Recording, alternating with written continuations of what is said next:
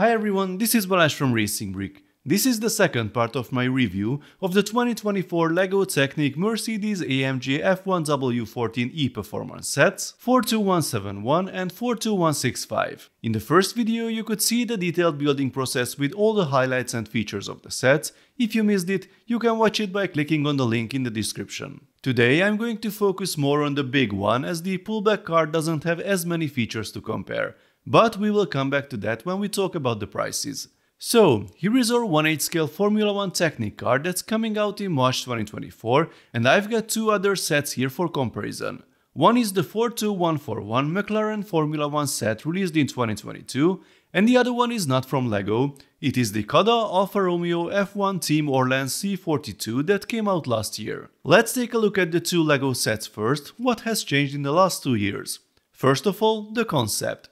This set was released in March 2022, it said 2022 on the box, but in reality it is not the 2022 McLaren car.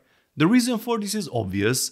The design of the set should have been ready by the end of 2021 to hit the shelves the following March, so the designers had no idea how the car will really look like. They used the main features of the prototype provided to the teams and added the livery from the previous year. I'm very happy that the approach has changed with this one, because this is the Mercedes-AMG car of 2023. In this case, the designers had enough reference material about the actual car, which is much better. But this is Formula 1, and as it turned out, this wasn't the best model choice for multiple reasons. Firstly, the car wasn't that successful in 2023, but it's hard to prepare for that.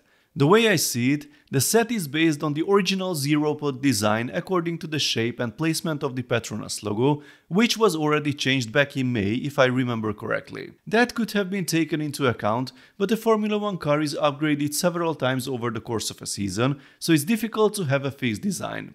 And now for the features. This car had steering, but no hand-of-God control option, so that's an upgrade for the new one. You can't align the steering wheel properly on either side due to the amount of gears used. Before you try to prove me wrong, yes, there's enough slack in the LEGO system to do this carefully on both cars, but it's LEGO Technic. It's supposed to show you how the mechanics work, and if you use two similar gears, one of them will definitely not be centered. This car also has that axle sticking out in the middle of the steering wheel, which is a strange design decision. That's not a building mistake, the official photos have the same thing. The suspension is also more realistic on the new car. This one has push rods on both axles, the new one has push rod at the front and pull rod at the rear. But as you can see, the suspension on this car has given up the ghost after 2 years, it's practically on the ground. That's a shame, because these are hard shock absorbers in the set. The new one uses a slightly different design which is still classed as hard, but I'm afraid after a year or two there won't be much difference. If you want to avoid that, put something under your car. This one had a weird cutout above the engine to make the pistons visible. I understand the intent, but it just looks funny.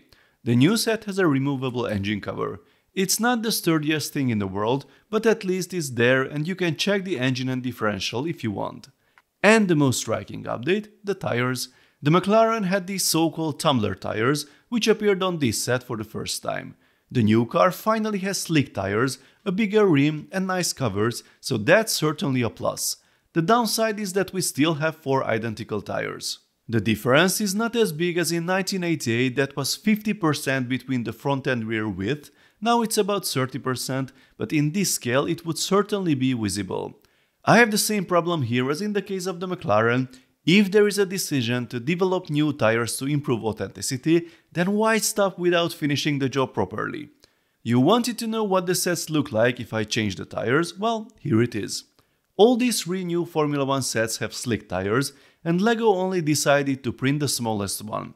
The material on these two is pretty similar, very hard rubber, so I would say this one could have been printed, but probably not this one. Otherwise, this car just has more small details, but the Formula 1 car design has changed a lot in 2 years, so it's hard to compare. And LEGO keeps releasing new Technic panel fairings like crazy, which is clearly visible with this set. So I think the Mercedes-AMG F1 set is a step up from the old one, but there are still things to improve. Now let this CaDA set join the party. In case you don't know the brand, CaDA is a Chinese manufacturer of building blocks that creates its own designs or releases authorized sets from mock designers. has recently greatly improved the quality of parts and released officially licensed sets featuring Mercedes-AMG or Alfa Romeo. Before I start, a little disclaimer. I really ask everyone to stay respectful in the comment section. I know every brand has fans and critics, so a comparison like this is sure to spark debate. I'm doing my best to show you the pros and cons based on my experience, which may differ from yours. If you don't like it or disagree with it, feel free to voice your opinion, but in a civilized manner, preferably backed up with facts and experience, and most importantly, focusing on the sets and not on the person. So this car is based on the Alfa Romeo C42 from 2022. The build is mostly Technic style, but there is also a considerable amount of system style bricks. It has slicks in two sizes, printed, which are definitely the highlights of the set. The prints on the Mercedes-AMG one were quite delicate and could easily be damaged. These seem to be better at first glance. If we compare the two materials, the CaDA version is definitely harder, shinier and looks less rubbery. By the way, as far as I know, you can buy these wheels separately, which is a shame. This set has functional steering, no hand-of-God option, and the steering wheel is properly aligned. It has pushrod suspension on both axles, which is realistic for the C42.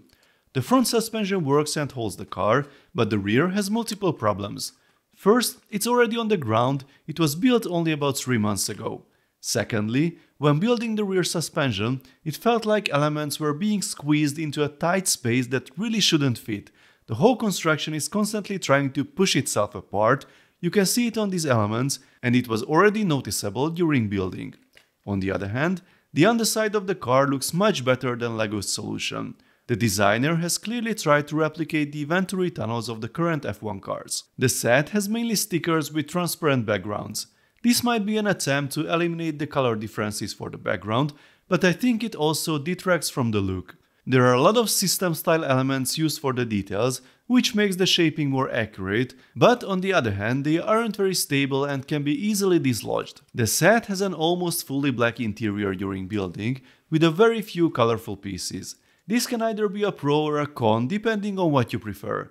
I personally don't like it, as I spend most of my time trying to distinguish 4 or 5 different types of pins that are all black. It makes the process frustrating. I also tested this with casual LEGO builders and they were of the same opinion. I know some people prefer this approach. I suspect CaDA makes these sets for them. The set has a small fake engine that you can see after building, and there is a motorization option that I personally don't think is necessary on a set this size. The overall building experience is less polished and more challenging than a LEGO set. The instructions are hard to understand in places, less logical, and there are sections that feel forced. The set definitely looks nice from a certain distance, but it has its own technical challenges. And let's not forget the price. The set costs $150 in the official CaDA store. I know you can buy it cheaper elsewhere, but so can the LEGO set, so I think it's a reasonable approach to compare the RRPs. I think the best is to differentiate these two sets depending on their target audience. The LEGO Mercedes-AMG W14 has technical and visual improvements over the McLaren, but they missed out on producing proper tires for the rear, and it's still a pretty basic build aimed primarily at casual LEGO builders and Formula 1 fans. The looks are fine for the most part, that's very subjective, but what's more important to me is that it doesn't offer any special tricks from a Technic point of view. It's a big build with basic car functions. If I had to compare to another set, I would say that the Peugeot 9X8 offers a much more interesting Technic building experience. I'm sure a lot of people will buy it and like it, which is perfectly fine. For me personally, the build just isn't interesting enough to compensate for the amount of stickers I had to put on it. The CaDA Alfa Romeo C42 on the other hand is aimed at experienced builders who prefer an all-black interior, also with a motorization option. It doesn't have particularly sophisticated technical solutions either, and the build process certainly has more frustrating traps than the LEGO one. CaDA has greatly improved the quality of the parts. I haven't found any particular issues in this regard, but they still need to improve the build experience. The end result also has some flaws, which are perhaps easier to forgive given the price. $220 versus $150. If price is an important factor for you, the CaDA set is hard to beat. I'm sure this won't matter to most buyers, but for the sake of clarity, I will add one factor. CaDA has gone to considerable lengths to clean up their parts portfolio and remove everything that might cause legal conflicts with LEGO in order to make those major licensing deals. They are also developing their own new parts, like these tires. However, the majority of LEGO's parts portfolio isn't protected, so other companies are free to produce similar elements. It's perfectly legal, but they still save tons of R&D costs, which can be easily reflected in product prices. I could compare it to the situation between original and third-party car accessories. As a customer, you can decide which way you want to go. So, at the end of the day, I wouldn't say that one is clearly better than the other. Each design has its pros and cons, none is perfect, but as I said, the choice is yours. Oh, and before we forget, we still have the $27 pullback version. Honestly, I like what it offers for that price. It's sturdy, it looks good for a playset, and I appreciate features built with real LEGO pieces like the teal-colored flex axle, rather than all the detailing with stickers. The set is the same price as the Speed Champions Formula 1 car I also reviewed, two completely different worlds, one for play, the other for display. Please let me know what you think in the comments section. If you enjoyed this video, then please give it a thumbs up and don't forget to subscribe with notifications, as there will be more exciting LEGO videos coming soon. See you next time, bye bye.